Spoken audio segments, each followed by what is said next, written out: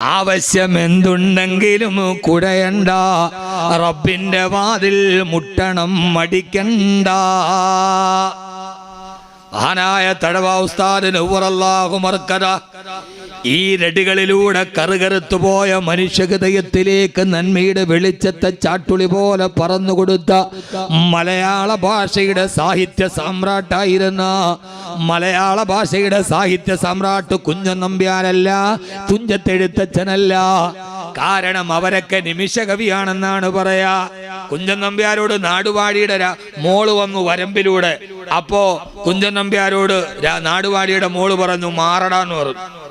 കുഞ്ചൻ നമ്പ്യാർക്ക് ഇഷ്ടപ്പെട്ടില്ല. പിന്നെ ഒരിക്കൽ നാടുവാടിയുടെ മകൾക്ക് വയറുവേദന വന്നു. കുഞ്ചൻ നമ്പ്യാരുടെ അടുക്കൽ വന്നിട്ട് ചോദിച്ചു എന്തെങ്കിലും മരുന്നുണ്ടോ എന്ന്. അന്ന് തന്നെ ഒരു പ്രാവശ്യം എടാന്ന് വിളിച്ചതിന് കുഞ്ചൻ നമ്പ്യാർ അപ്പൊ തന്നെ മരുന്ന് പറഞ്ഞു കൊടുത്ത നിമിഷകവിയാ കുഞ്ചൻ നമ്പ്യാർ. അയാൾ അപ്പൊ തന്നെ മറുപടിയായിട്ട് മരുന്ന് പറഞ്ഞു കൊടുത്തപ്പോ ആ കവിതയിൽ 8 പ്രാവശ്യം തിരിച്ച് എടീന്ന് വിളിച്ചു എന്നാണ്. അമ്മിക്കുരുന്നടി അലകിൻ പിടിയടി എന്ന്. അമ്മിക്കുരുന്ന് അലകിന്റെ പിടി ഇതൊക്കെ എടുത്ത് ചതച്ചിട്ട് മരുന്നുണ്ടാക്കാൻ. കുഞ്ചൻ നമ്പ്യാരൻ നിമിഷ കവിയാണ്. അയാൾ അപ്പൊ തന്നെ എന്ത് ചെയ്ത് എടാന്ന് വിളിച്ചതിന് 10 ഇടീന്ന് തിരിച്ചു വിളിച്ചു എന്നാണ്. അതാണ് കുഞ്ചൻ നമ്പ്യാരെ സേട്ടത. അവര് നിമിഷ കവിയാണ്. പക്ഷേ തഴവ ഉസ്താദോ ഒരു വെള്ള പേപ്പർ കയ്യിലില്ലല്ലോ, ഒരു പേനത്തുണ്ട് മഷി കയ്യിലില്ലല്ലോ. ഇങ്ങനെ നിവർന്ന് കിടന്നിട്ട് കൽബിൽ നിന്ന് വരുന്നതെന്ന് പറയലല്ലേ. അങ്ങനെ കിടന്നപ്പോഴാണ് ഒരാൾ വന്നിട്ട് കയ്യിൽ പിടിച്ചിട്ട് പറഞ്ഞു ഉസ്താദേ അസുഖങ്ങളൊക്കെയുണ്ട്, ദുആ ചെയ്യണേ, മാറാൻ വേണ്ടി റബ്ബിനോട് ദുആ ചെയ്യണേ. ഉടനെ തന്നെ തുഞ്ചൻ നമ്പ്യാരെ വെല്ലുന്ന മലയാളത്തിന്റെ മഹാകവിയുടെ നാവ് ചലിച്ചു.